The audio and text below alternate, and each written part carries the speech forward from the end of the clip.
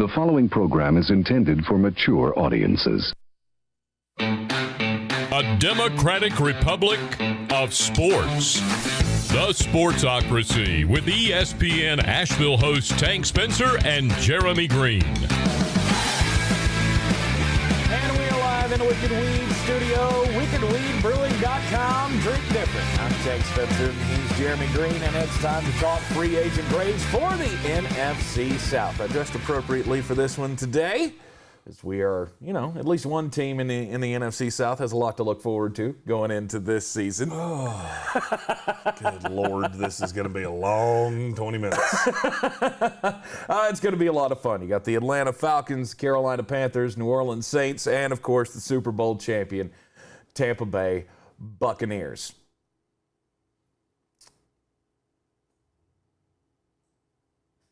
Let's start off with the Atlanta Falcons. The Falcons lose Alex Mack.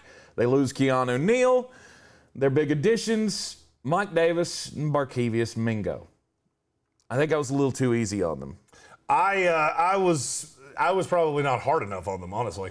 I like Mike Davis, and I think he'll get a lot of touches in this Atlanta system. Here's my problem. You're rolling in this perpetual system of just blick. Mm-hmm. I understand it would have cost a lot to move on from Matt Ryan, a lot to move on from Julio Jones. I get that. You've brought in Arthur Smith, who I really like. He was one of my favorite coaching hires this offseason. Mm-hmm. And you've given him the same thing that's been 6-10, 7-9, 8-8, just ugh. I mean, they did get to a Super Bowl under Mike Shanahan, or Kyle Shanahan. It wasn't under Kyle Shanahan. He was the offensive coordinator. It was under Dan Quinn. I give Kyle the credit for that one. Because Dan Quinn sucks. Yeah. Well, I mean, I think this team will improve solely because you don't have Dan Quinn calling shots anymore. Mm-hmm. That being said, I do feel like you lost. I mean, I'll be honest with you. Matt Hennessy, the guy that's going to replace Alex Mack, he was one of my favorite centers in the class last year, kid out of Temple. Mm-hmm. I like the tape on him. I actually think their line is in better shape than a lot of other people do. I keep hearing people say they're going to take Penei Sewell at 4, and no, they're not. They're going to take a non-quarterback. His name is Kyle Pitts. A big, freakish Terminator that would work quite nicely with Mr. Smith. I haven't understood the Penei Sewell rumor to them either because they've got a lot of draft capital already wrapped up into this offensive line. They got 3 first-rounders on the line already. 2 of them which they drafted just 2 years ago. So I don't really see them going the offensive line route. I feel like they could, anything other than a wide receiver is pretty much on the board for the Atlanta Falcons. Kyle Pitts is basically a wide receiver, but I don't know that you can, if you're not sold on one of the quarterbacks, you can't pass up Kyle Pitts. Mm-hmm. Because you're not going to take one of the wide receivers. You're not taking Pat Surtain, who I've heard. To me, it's either Kyle Pitts or it's a quarterback. Yeah. And you'll have to pick between either Mac Jones or Justin Fields because I firmly believe Trey Lance is going at 3 to the 49ers. Mm-hmm. Killed against the cap. They couldn't really do a whole lot in the free agency period. No, but you could have scrubbed the books better than they did. Mm-hmm. If we've learned anything this year, the salary cap really doesn't matter. Yep. And you could have had I would have been happier with the Falcons offseason if they were $40 million dead cap. Excuse me. Sorry. Like the Eagles did. Mm-hmm. And you go into next offseason, you know this year's going to be not good. See, I think Atlanta's too good for their own good.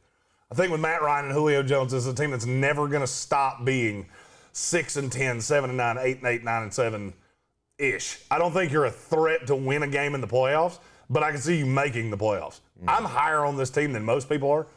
I just think you pushed off the rebuild for a year, and I get it. Salary cap didn't really allow you to do much, but you could have done more than you did. I agree. I gave them a C- just because they didn't have a lot to work with, and I do like Mike Davis. I think Mike Davis showed that he can be a starter in this league, and having him go to the Atlanta Falcons at least makes the Carolina-Atlanta rivalry a little bit better. I think he's a very solid acquisition. I didn't like a lot of the running backs in this class. After Aaron Jones, it became a lot of dudes. Mm-hmm. But Mike Davis is a guy that I've seen a lot with. He has some injury issues, so I don't think he's going to be the bell cow by any stretch of the imagination. But he will be better than what they got out of Todd Gurley last year. We're in the Wicked Weed studio, wickedweedbrewing.com. Drink different. I'm Tank Spencer, and he's Jeremy Greene.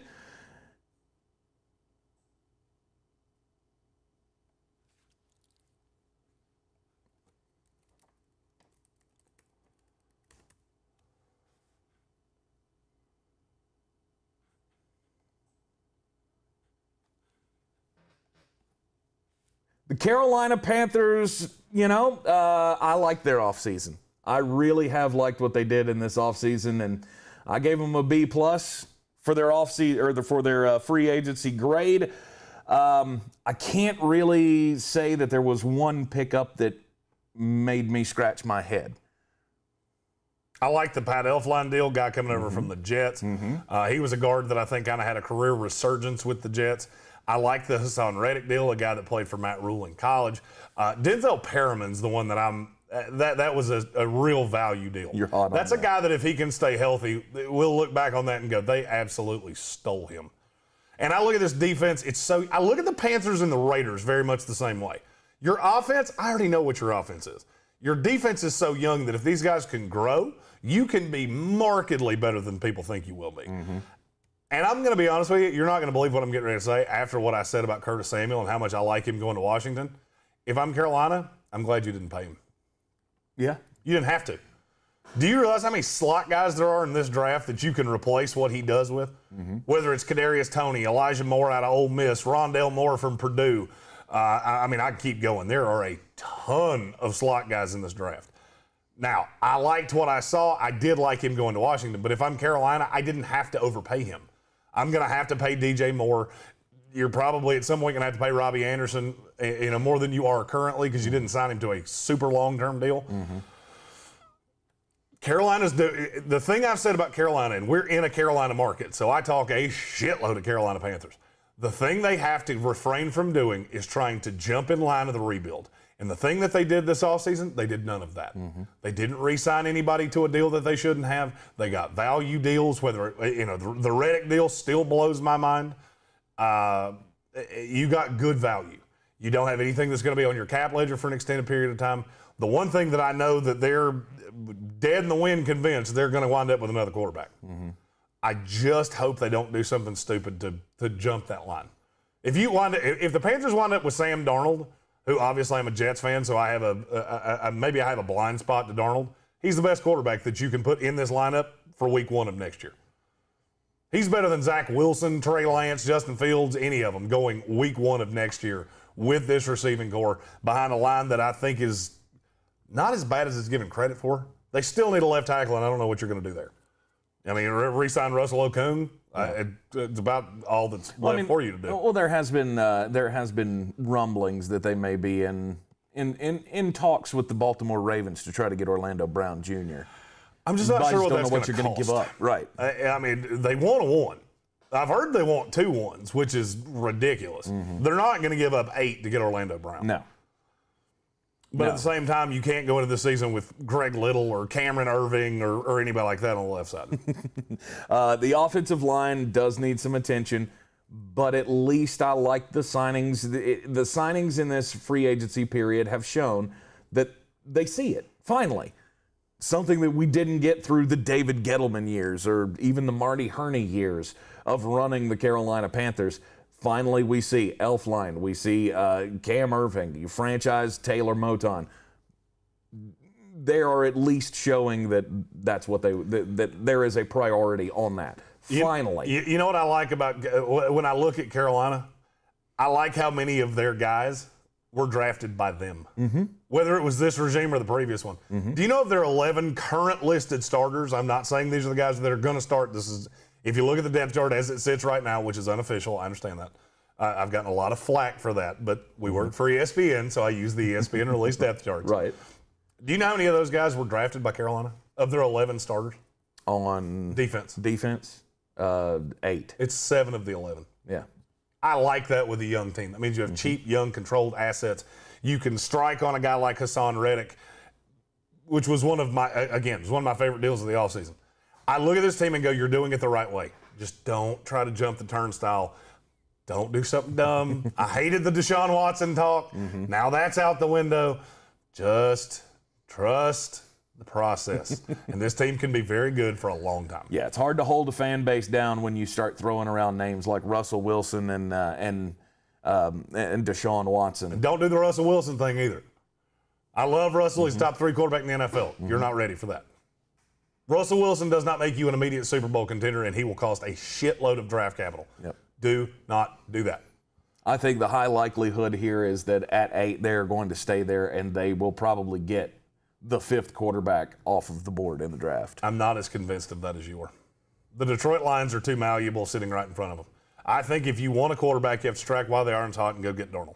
That's the one guy that I know you have the capital to go get. The defense is young. It is improving. Hassan Reddick being added to this team across from Brian Burns, I just think, I mean, you have the second best pass rush in the NFC South now. It's very good. Doubt. It is no doubt. I think things are going well for the Carolina Panthers. I'm Tank Spencer, and he's Jeremy Greene, and we are live in the Wicked Weed studio, wickedweedbrewing.com. Drink different.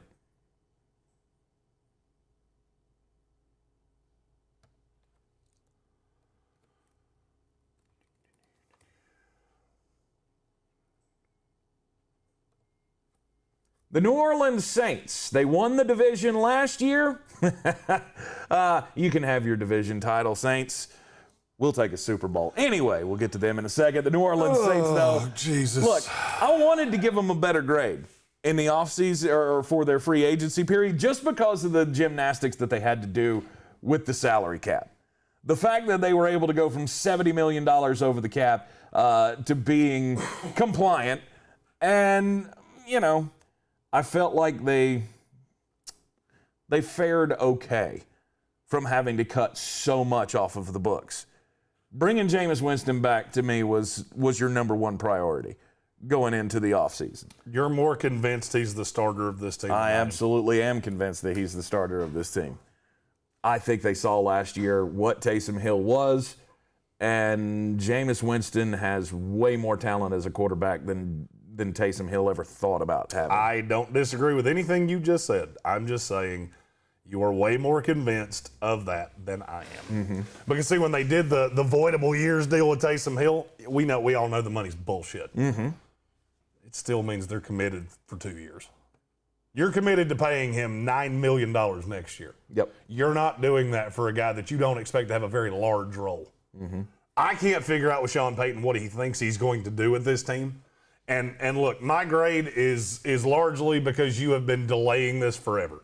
I feel like New Orleans got caught with their pants down with the Drew Brees retirement. We all knew it was coming, but you've kicked the can down the road trying to stay competitive. It yielded you no Super Bowls, and now you are screwed. Yeah. With the retirement of Drew Brees, it's obviously going to affect this franchise's future moving forward. Yeah, this Sean franchise. Payton, though.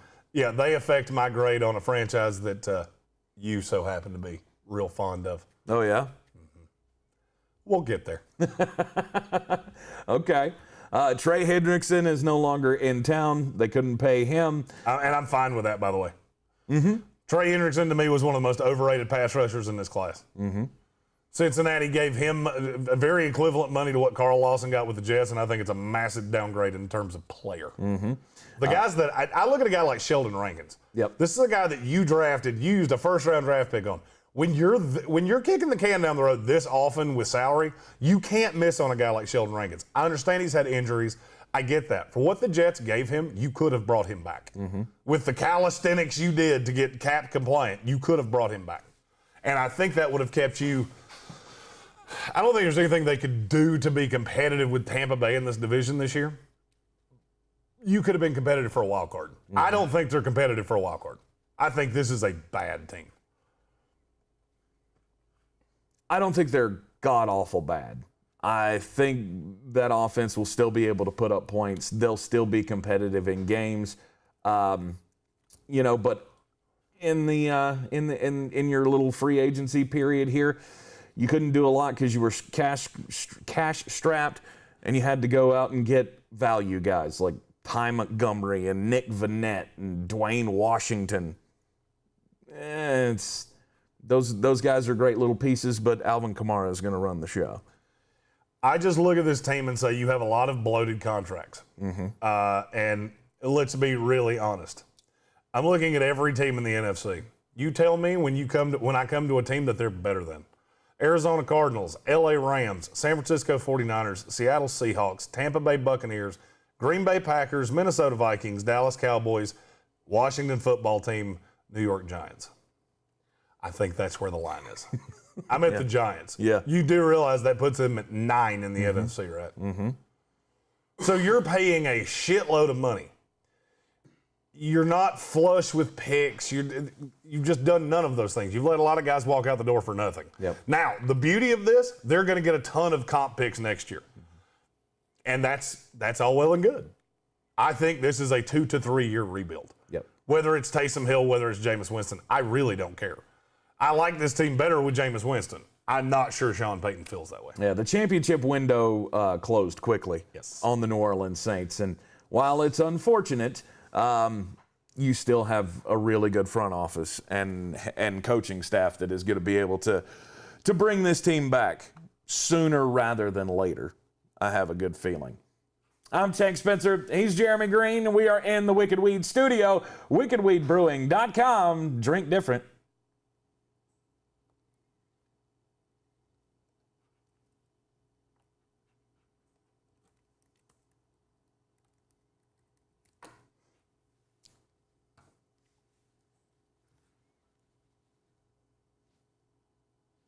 The Tampa Bay Buccaneers, defending Super Bowl champions, they've done it.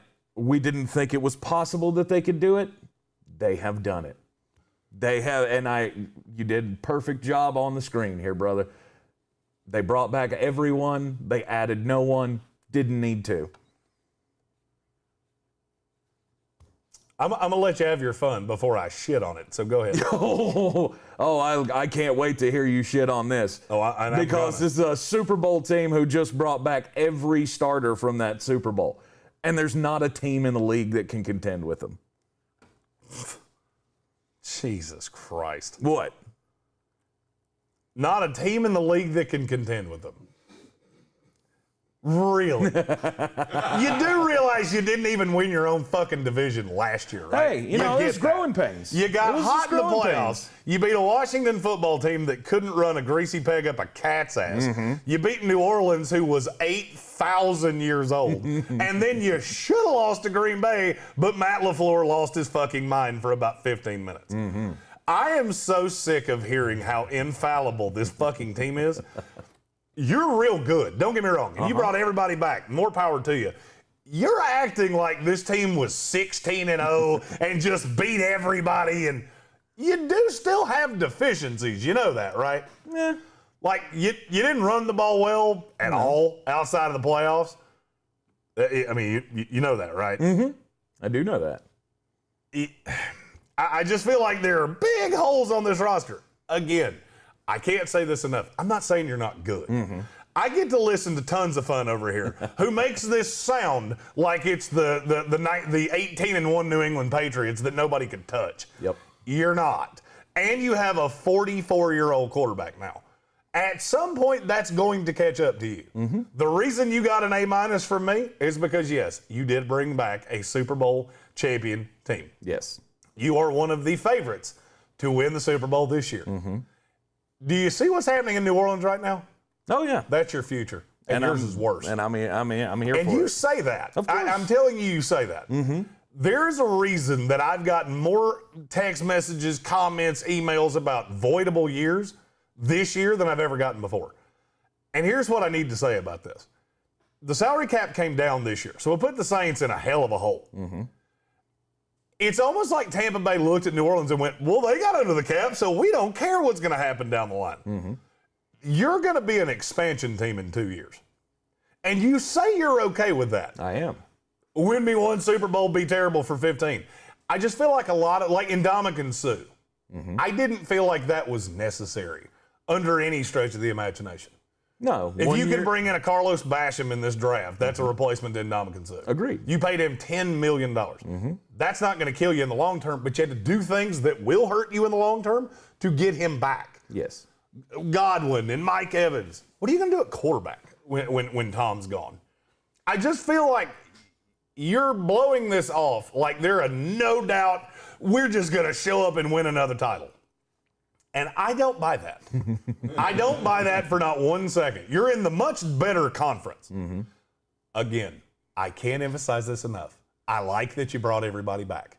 I just think you're one specific person is being really blasé about the fact of you're going to have some hellacious years where you're paying dudes very high-end, top-of-the-market level money, and you're not going to get out of it. But the dudes that we're paying top-end money to are guys that I feel are worth top-end money. Okay, and Shaquille Barrett. Okay, and here's my qualm with that. They're worth that with Tom Brady. Did you feel like they were worth it with Jameis Winston?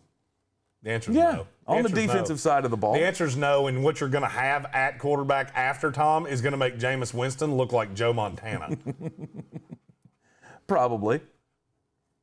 But again, for a team that has been just awful year in and year out, I get, you won a Super Bowl in 2002, but aside from that, this has been a god-awful franchise. I was born and raised a Tampa Bay fan, and I will gladly have another 5 to 10 year run of shitty-ass teams if I can have 3 Super Bowls to do it. Well, that's the thing, though. You're not. You're not. Father Time is undefeated. And you people make it seem like Tom Brady is fucking Clark Kent. And it's just comical to me. And then I get comments of, oh, you're just a hater because you're a Jets fan. And whatever. I could give a damn less about Tom Brady. He's in the other conference now. I do not care. But it's comical to me that you think he's going to be able to do things that nobody's ever done before. He's already done it. That's my point. He's already done it once, but you think somehow most quarterbacks. Do you remember how good Drew Brees was the last year of his career? I do. Do you realize he was 3 years younger than Tom Brady? That's going to happen. You do know that, right? Yeah. Like, surely to God, you're not so head in the clouds that you don't see that that's going to happen. Of course, everybody's lifespan in the NFL runs out. Now let me play devil's advocate here. And again, I gave them an A-, so I'm not trying to kill them. I'm trying to be the balance to him. Let's say Tom Brady gets hit next year and misses 6 weeks. What do you think happens? Oh, it's going to be a struggle. Awful. You will be awful. It will be a struggle. You will be terrible. And you set yourself up for that. Do you know how many teams I've watched do things like this? Because it's a lot. And the hubris comes not long before the fall, and I'm seeing a lot of hubris out of him. This is the only Buccaneers fan I get to deal with on a daily basis. And I don't feel like every Bucs fan is as delusional as you are. Oh, we are. No doubt. God, I hope not. No doubt. We are straight up fanatics. And I'm not because saying, here's the thing. We went into last offseason knowing that this is not going to go well. And then Tom Brady starts talking. And, oh, shit, this might actually be a thing. Tom Brady comes in, and he immediately made this team 100 times better. And there were struggles throughout the season, sure. Didn't have the offseason. You didn't have the full program, all of that. You had everybody getting used to each other, all new players on this team. You're trying to tell me that with already having won a Super Bowl, that something's going to tear this team down other than a massive injury to Tom Brady? I don't see it happening. I just feel like you only remember the playoffs. No, I remember the season very, very well. We were sitting, I don't remember the record, but I mean, I can remember us sitting in this studio or our previous studio talking about how this is not going to work. This is not working. The offense is not clicking. Tom Brady doesn't look comfortable. It's not good. He's overthrowing guys. He's underthrowing guys. They're just not on the map. And then they just caught fire. Well, everything clicked late in the season. That's all well and good. And there it goes. You're acting, and the Tampa front office is acting like this team was 14-2 and nobody could touch them. You were 7-5, coming off 3 of 4 losses, and one of them you got shellacked on national television as bad as I've ever seen. Yep. I'm just trying to be the yin to your yang here. If you're trying to, we're the best team in the league and nobody can touch us. Well, I believe they can. I believe Kansas City can touch you. I believe the Buffalo Bills can touch you. I believe several teams in the NFC can touch you. I think you're good. If I had to bet on a team to win the Super Bowl, you put a gun to my head, they're going to be one of the 3 I choose. Look, it's obvious I have the rose-colored glasses. 100%. My Bucs eye patch is on, and I don't care. I'm seeing 2020 through one eye and don't give a shit. Because as bad as this franchise has been, we needed last year. And now I mean, you've already hit the sky in year one. Now, granted, as you say, Father Time is undefeated. Yes, we know Tom Brady's not going to be around forever, but it's kind of been part of his plan is to play through his age 45 year. Yeah, and my plan is to, one day drive a Maserati and fly all over the country. But my question is, Father Time's undefeated. Yes, I'll I answer it understand. before you get it out of your mouth. No. To think he can play at a high level through 45 years old is stupid, and it's always been stupid. Okay. It's always been stupid.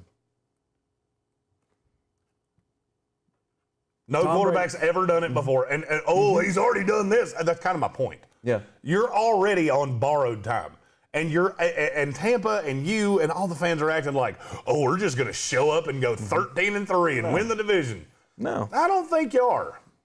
I don't think you are. We will smack everybody in the mouth with the defense, and the offense will be just as good as it was last year. It is so funny to me that you think that defense is just going to show up and be so good.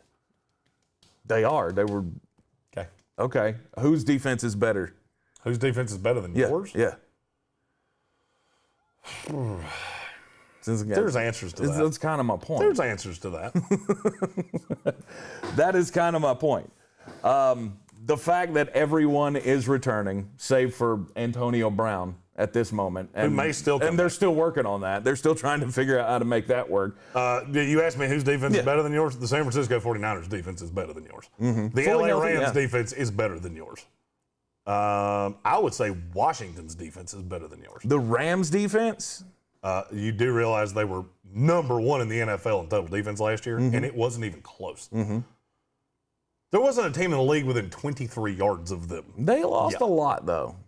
What did they lose a lot of? John Johnson, they already have a ready-made replacement in the secondary. Okay. That team's drafted superiorly well. Okay. We'll get to their review real soon. Right. And it's probably the one he and I disagree on the most. The absolute most. Because I think his grade is stupid. Of course, you can see all of our free agent grades here in the Sportsocracy. I apologize. And by the way, you left off 3 of my pluses on the grade, and I'm not. They didn't fit on the it. screen, and it was stupid. You got your point across. Yes. You bring back everybody from a championship team. I am going to be very, very high on you to repeat the next year, and that's exactly where I'm at with my own team. I gave you Thanos. I took away 3 pluses. Yeah. And just remember, it's very hard to repeat in this league. Of course it is. But I got Tom Brady. And the one thing that he hasn't completed in his career yet is the undefeated season. We'll kick off the 17-game season going undefeated. Can't wait. Bring it on. I'm Tank Spencer. He's Jeremy Greene. We're in the Wicked Weed studio, wickedweedbrewing.com. Drink different. Hit like and subscribe and see all of the free agent grade videos right here in the Sportsocracy.